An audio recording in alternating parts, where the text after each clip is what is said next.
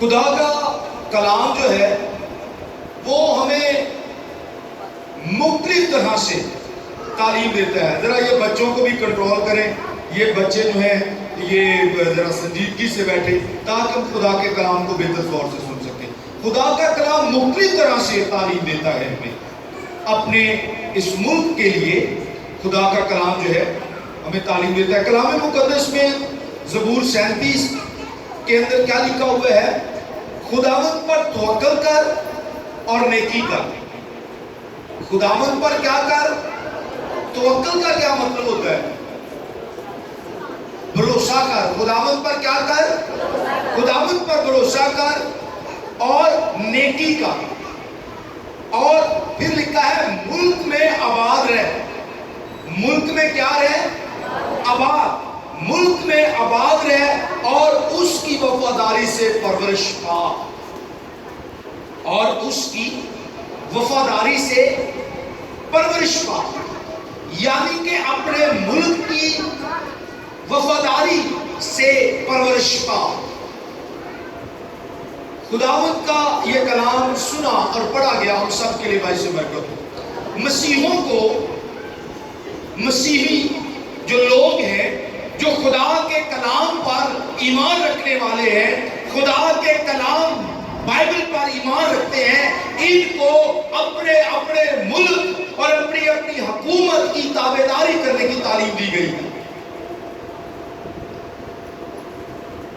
کلام مقدس کے اندر ہمیں مختلف طرح سے آزادی کا ذکر ملتا ہے, لیکن یاد رکھیں جو پاکستان کی جو آزادی 1947 کی آزادی پارٹیشن کے دوران پاکستان یہ بات وجود میں آیا, اس کے لیے آج مختلف جگہوں پر دعائیں اور مطلب سیلیبریٹ کیا جا رہا ہے. لیکن خداوند کا کلام مسیحیوں کو آج سے 2022 سال پہلے ان کو آزاد کر چکا ہے. ایک ایسی آزادی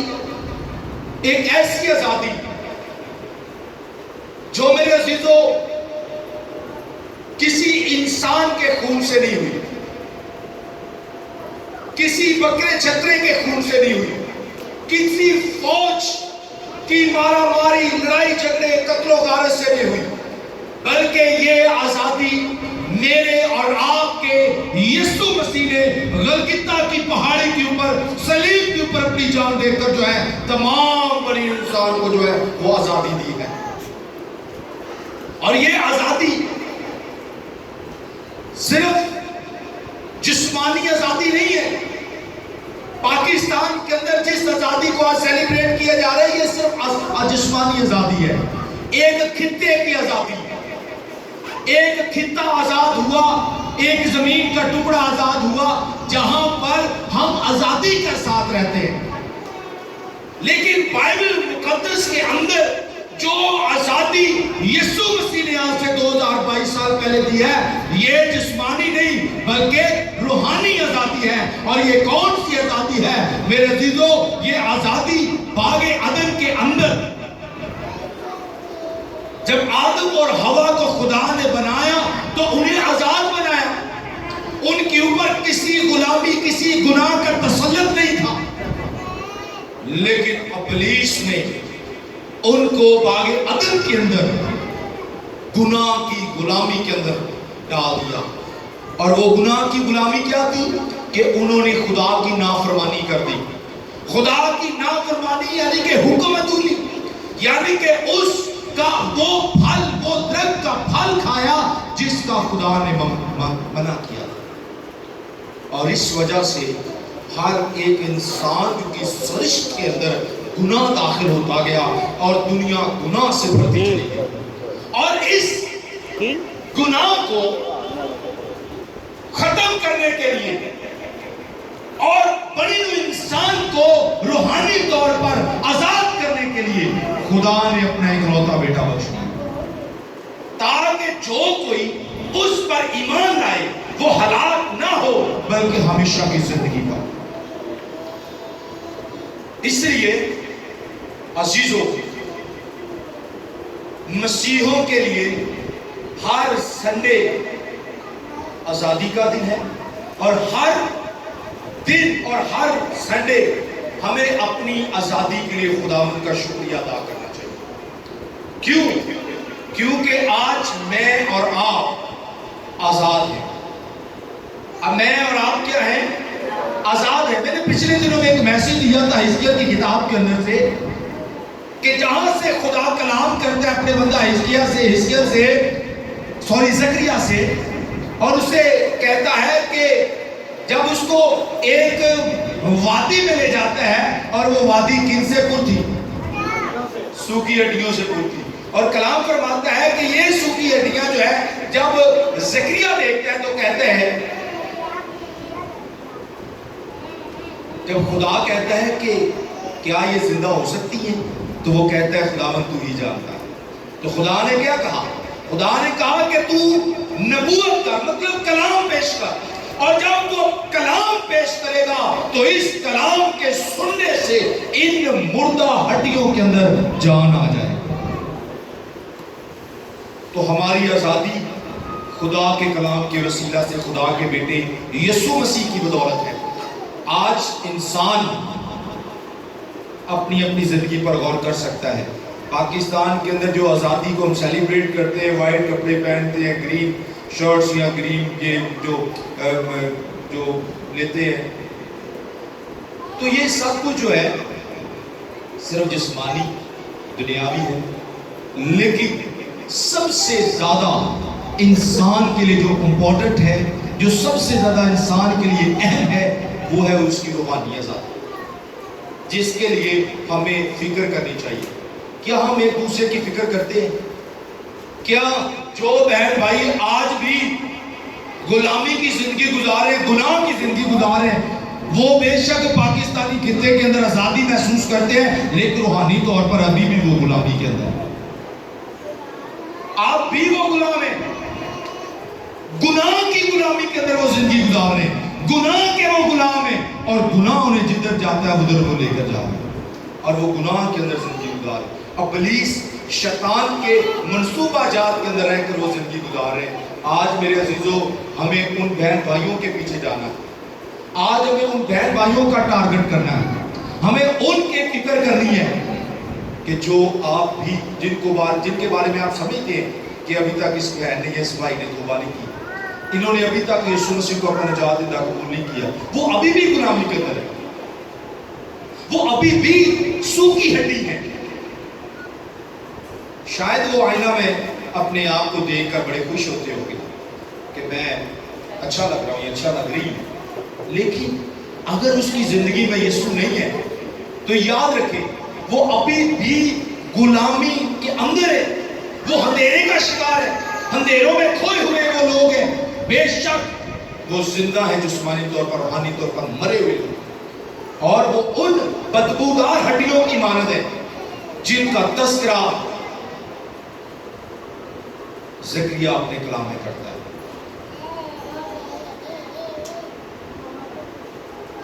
آج ہمیں اپنی زندگی پر غور کرنے کی ضرورت ہے۔ ایک مسیحی اپنے ملک میں رہتے ہوئے اس کو کس طرح رہنا چاہیے؟ روحانی طور پر جو ایک طریقہ کار ہے، روحانی طور پر یا روحانی طور پر زندہ ہونے کا، وہ ہے ایک گنہگار اپنے گناہوں کا اقرار کر کے یسوع مسیح کو اپنا نجات دہندہ قبول کرے تو وہ زندہ ہو جائے گا، وہ آزاد ہو جائے گا۔ لیکن پاکستان میں ہم مسیحوں کو جو تقریباً 75-76 سال پہلے کی آزادی ملی ہوئی ہے، ہمیں اس کے لیے بھی خداوند کا شکر کرنا چاہیے، اور اس کے مطابق کلام مقدس کے اندر رومیوں کا خط اس کا 13واں باب اس کی پہلی آیت سے میں پڑھنا چاہتا ہوں آپ لوگوں کے لیے۔ اس کے لیے مسیحوں کو بھی تعلیم دی گئی کہ آپ لوگوں نے رہنا کس طرح سے۔ لکھا ہے ہر شخص اعلیٰ حکومتوں کا تابع دار رہے، ہر شخص، ہر مسیحی کیا رہے؟ اعلیٰ حکومتوں کا تابع دار رہے، کیونکہ کوئی حکومت ایسی نہیں جو خداوند کی طرف سے نہ ہو، کوئی حکومت ایسی نہیں جو خدا کی طرف سے نہ ہو، اور جو حکومتیں موجود کی طرف سے مقرر ہے. اور جو کوئی حکومت کا سامنا کرتا ہے وہ خدا کے انتظام کا مخالف ہے. جو بھی حکومت پی ٹی آئی کی آئے, نون لیگ کی آئے, پیپلز پارٹی کی آئے, پاکستان میں جو بھی حکومت آئے, ہم مسیحی لوگ جو ہیں خدا کا کلام ہمیں تعلیم دیتا ہے کہ ہم نے اس کو کیا کرنا ہے, فالو کرنا ہے. جو بھی حکومت آتی ہے وہ خداوند کے انتظام, خدا کے مقررہ انتظام کے تحت آتی ہے, اور ہمیں مسیحی ہوتے ہوئے ان کو فالو کرنا ہے. اپنا جو بھی وہ انتظامات کرتے ہیں, یہاں تک کہ ایک ٹریفک کا اصول ریڈ, یلو اور گرین, میرے عزیزو ہمیں اس کو بھی فالو کرنا چاہیے. جب ایک مسیح کسی اشارے پر رکتا ہے تو اسے وہاں پر دوسرے غیر ایماندار لوگوں کی طرح نہیں کرنا چاہیے کہ چلے تیرا وارڈن کھڑا ہوا ہے, یہاں پہ کون سے ٹریفک کا کوئی سپاہی کھڑا ہے, چلو کوئی نہیں, چلو نکل چلو. نہیں, ایز اے مسیحی ایماندار ہوتے ہوئے خدا کا کلام ہمیں کہتا ہے کہ جو بھی حکومت کا انتظام ہے ہم نے اس کو کیا کرنا ہے, فالو کرنا ہے. ہمیں کبھی بھی اشارہ نہیں توڑنا چاہیے, بلکہ اس بات کو ہمیشہ یاد رکھنا چاہیے کہ خدا کا کلام اور خدا کے کلام کے تحت جو حکومت ہے اس کا یہ انتظام ہے, اور اس خدا کے انتظام کو میں کبھی بھی نظر انداز نہیں کر سکتا, اور ہمیں اس کو ویٹ کرنا چاہیے. اور ویٹ کریں, اور جب گرین اشارہ چلے تو تب ہم وہاں سے آگے نکلیں. یہ ہے ایک مسیحی کی ذمہ داری. تو کلام یہ فرماتا ہے کہ جب ایک چھوٹے سے چھوٹا اشارہ, جب ہمیں وہ بھی نہیں توڑنا چاہیے, تو پھر ہم سمجھ سکتے ہیں کہ ہمیں کس طرح سے حکومت کی پاسداری کرنی چاہیے. خدا کا پاک کلام ہمیں یہ سکھاتا ہے کہ مسیح خداوند جو ہے اس نے بھی اس وقت کی موجودہ حکومت کی تابعداری کی ہے یا نہیں کی. کلام مقدس کے اندر لکھا ہے, اس کی پاسداری کی میں بات کرنا چاہتا ہوں. یسوع مسیح کے کلام میں لکھا ہے کہ یسوع مسیح کا جو کلام ہمیں کہتا ہے کہ اللہ حکومتوں کے تابع رہو, تو لکھا ہے کہ ایک دن پطرس نے آ کر مسیح سے کہا کہ بہت سارے لوگ باتیں کر رہے ہیں, بہت سارے لوگ یہ کہتے ہیں کہ یسوع تو کہتا ہے کہ اللہ حکومتوں کے تابع داری میں رہے, اپنے اس موجودہ حکومت کی تابع داری میں رہیں, تو خود تو یسوع کی تابع داری کرتا نہیں, کیونکہ اس سے پہلے یسوع مسیح نے یہ ہیکل کے اندر کھڑے ہو کر جب کچھ یہودیوں نے مسیح خداوند کے پاس آ کر یہ سوال کیا کہ اے ربی تو ہمیں بتا, کیا کیسر کو جزیہ دینا روا ہے؟ تو لکھا ہے کلام مقدس میں کہ یسوع مسیح نے ایک اس وقت کا ایک سکہ لیا, یعنی کہ کوئن جو اس وقت کی کرنسی تھی وہ لی, اور تمام عبادت خانہ کے اندر, اس ہیکل کے اندر جتنے لوگ تھے ان کو وہ سکہ دکھا کر کہا کہ اس پر کس کی مہر ہے, اس پر کس کی شبیہ بنی ہوئی ہے؟ تو تمام لوگوں نے کہا کیسر کی.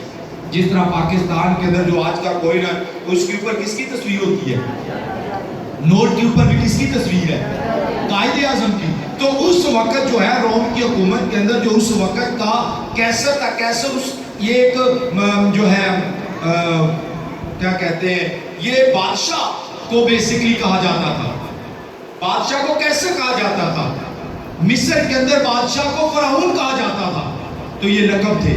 تو میرے عزیزو مسیح خداوند نے وہ کوئن سیدھا کر کے تو تمام رایا سے پوچھا, تمام لوگوں سے پوچھا کہ اس پر کس کی شکل بنی ہوئی, تو انہوں نے کہا کیسر کی. تو یسوع مسیح نے کہا جو کیسر کا ہے وہ کیسر کو دو, اور جو خدا کا ہے خدا کو دو. تو اس بات کے کرنے کے بعد چند ایک دنوں کے بعد بہت سارے لوگوں نے مسیح کے اوپر یہ بات کرنا شروع کی کہ یسوع مسیح تو جو ہے خود کہتا ہے کہ کیسر کا کیسر کو دو, تو یہ خود تو ٹیکس دیتا نہیں ہے.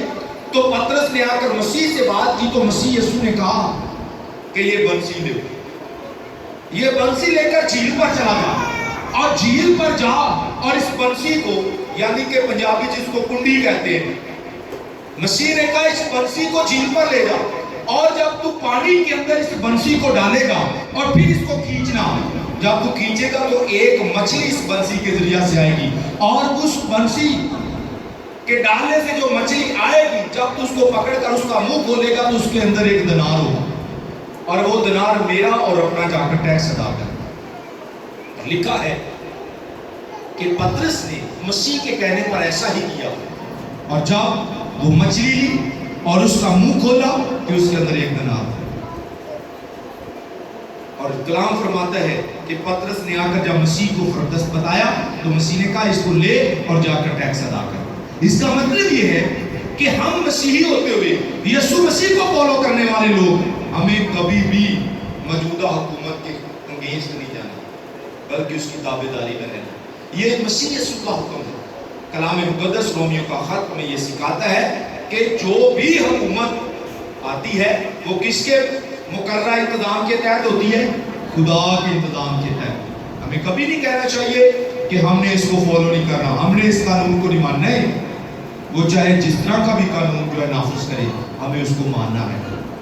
کیوں؟ اس لیے ماننا ہے کہ ہم مسیح ہوتے ہوئے خدا کے کلام پر ایمان رکھنے والے لوگ ہیں، ہم اس کے انگیز نہیں جا سکتے۔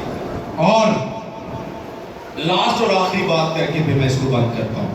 جیسا کہ خدا کا کلام ہمیں یہ سکھاتا ہے، جو میری مرکزی آیت تھی زبور 37 کے اندر اس کی تیسری آیت لکھا ہے خداوند پر توکل کرنا ہے اور نیکی کرنی ہے۔ آپ جس بھی ملک کے اندر رہتے ہیں آپ کا حق بنتا ہے کہ آپ دوسروں سے نیکی کریں۔ ایک مسیحی کا کیا کام ہے؟ وہ کیا کرے؟ کیا مسیحیوں آپ نیکی کرنے والے لوگ ہیں؟ کیا ہم نیکی کرتے ہیں؟ نیکی کرنا راست بازوں کو زیبا ہے، اور ایماندار مسیحی کا کام ہے کہ وہ جس ملک کے اندر رہتا ہے وہ اپنے زندہ خدا پر توکل کرے اور نیکی کرے۔ اور پھر کیا کلام مقدس میں لکھا ہے کہ وہ جس ملک میں بھی آباد ہے اس ملک میں رہتے ہوئے وفاداری سے پرورش پائے، ایمانداری کے ساتھ اس ملک کے اندر رہتے ہوئے خدا ان کی شکر گزاری کرے، چاہے اس کی زندگی کے حالات کیسے بھی کیوں نہ ہو۔ ہمارا خدا جو ملک جو خطہ خدا نے مجھے اور آپ کو دیا ہے، اگر ہم خداوند کی تابعداری میں چلنے والے ہیں تو اسی ملک کے اندر خداوند آپ کو سرفراز کرے گا۔ بہت سارے لوگ ملکوں کو چھوڑ کر دوسرے ملکوں میں چلے جاتے ہیں تاکہ وہ امیر ہو سکیں، زیادہ سے زیادہ پیسہ کما سکیں، لیکن یاد رکھیے ہمارا خدا یہ فرماتا ہے کہ ہم جس بھی ملک میں آباد ہیں ہم اس ملک کے اندر خداوند پر توکل کریں اور نیکی کرنا نہ چھوڑیں، تو لکھا ہے کلام مقدس میں کہ ہم اس ملک کے اندر برکت پائیں گے، ہم اس ملک کے اندر ترقی کریں گے، ہم اس ملک کے اندر کامیاب ہوں گے۔ اور آخری بات کہ ہماری آزادی کیسی ہے؟ کیسی آزادی ہے؟ کلام مقدس کے اندر ایک آزادی وہ آزادی ہے جس کے اندر انسان روحانی طور پر ٹوٹلی آزاد ہے۔ دو چیزیں ہوتی ہیں، اگر دو چیزیں ہیں، میں روحانی آزادی کی بات کر رہا ہوں، روحانی آزادی اور جسمانی آزادی، دو چیزیں ہیں۔ جو مسیحی روحانی طور پر بھی آزاد ہے، ہم یہاں پر آج پورا ملک جسمانی آزادی منا رہا ہے، ایسا ہے کہ نہیں؟ ایسے ہی مجمعینہ